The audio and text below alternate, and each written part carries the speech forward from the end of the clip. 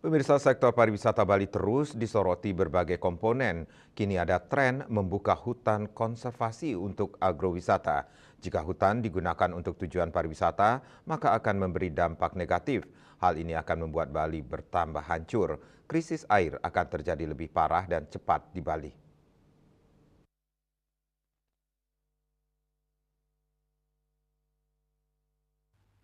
Imade Iwan Dewantama, manajer Conservation International Indonesia mengungkapkan, pariwisata Bali kini tidak baik-baik saja. Berawal dari negara mengambil lahan yang begitu luas sepihak untuk menjadi kawasan hutan. Proses ini yang melahirkan Undang-Undang Nomor 41 Tahun 1999 tentang Kehutanan. Negara mengklaim banyak kawasan menjadi kawasan hutan. Masyarakat memberi kepercayaan pada negara untuk mengelola hutan. Namun dalam perjalanannya, masyarakat memberi kepercayaan pada negara untuk mengelola hutan. Namun dalam perjalanannya, negara tidak bisa mengelola hutan dengan baik. Masyarakat dalam kawasan hutan kemudian disingkirkan. Hal itulah yang menjadi persoalan hak asasi manusia yang kemudian ditabrak dan menimbulkan banyak kasus. Misalnya di Bali, di Bangli Kintamani, Tamblingan, dalam konteks itu secara normatif diatur dalam undang-undang bahwa kawasan konservasi dimungkinkan digunakan untuk wisata namun terbatas. Menurutnya, jika negara belum mampu membuktikan kemampuannya mengelola kawasan hutan dengan baik, maka dibuka untuk wisata menjadi tidak benar.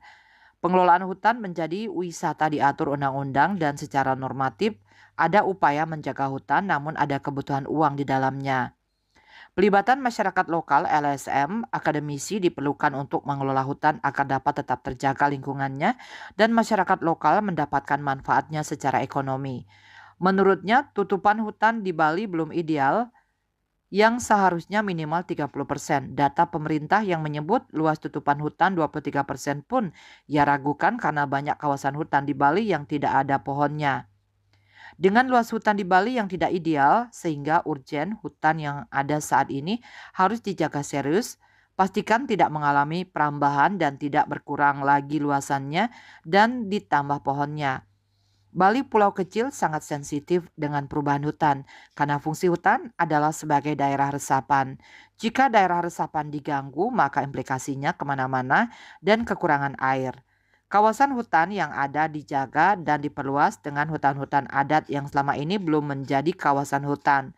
Selain hutan adat, ada juga kebun milik masyarakat seperti kebun kopi, cengkeh akan digunakan sebesar-besarnya untuk masyarakat dengan diberikan insentif sehingga hutan dan kebun itu tetap terjaga dan masyarakat mendapat hak ekonomi. Cita Maya Bali Pos melaporkan.